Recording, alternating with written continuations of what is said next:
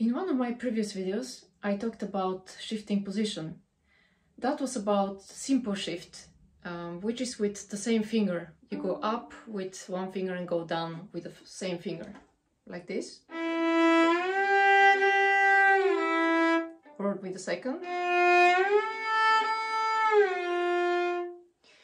But today we're going to talk about the more difficult shifts, which are the combined shifts. And there are two types of the combined shifts.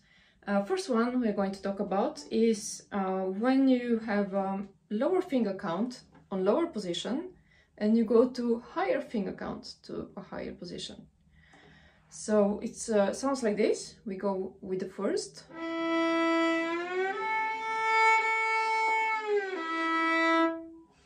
Or with the second.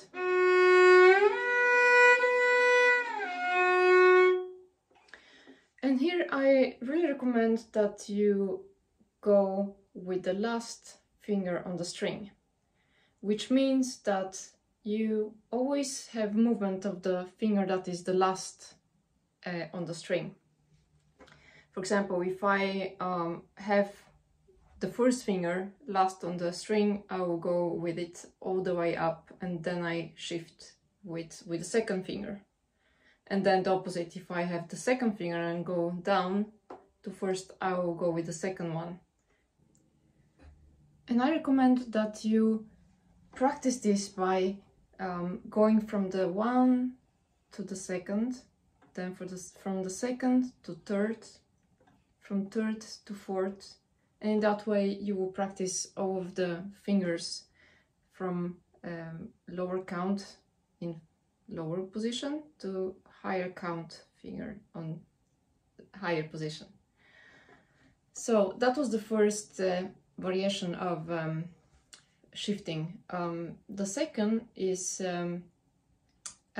more difficult because you shift from lower position but higher finger count, and then you go to higher position to a lower finger count.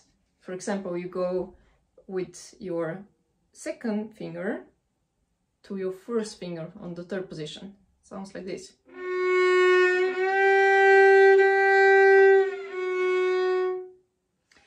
And this is of course more difficult because you don't want to hear the shift.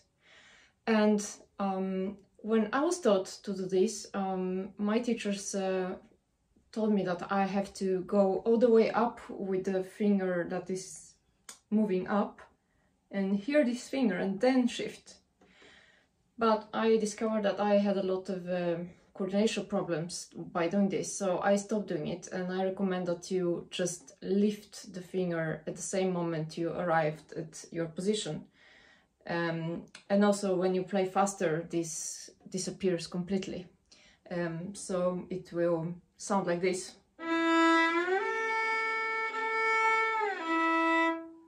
So it's almost like you move with two fingers, and in the moment you arrived, you just lift the finger that you're traveling up with, and you just replace it with your finger that is in the higher position.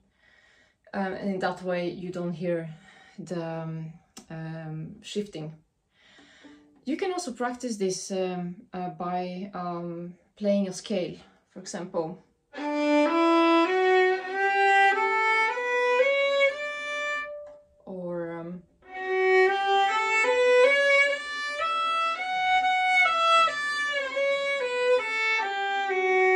So that was everything for today, and I hope that will help you. And if you have any questions, just don't hesitate to ask me in the comments below.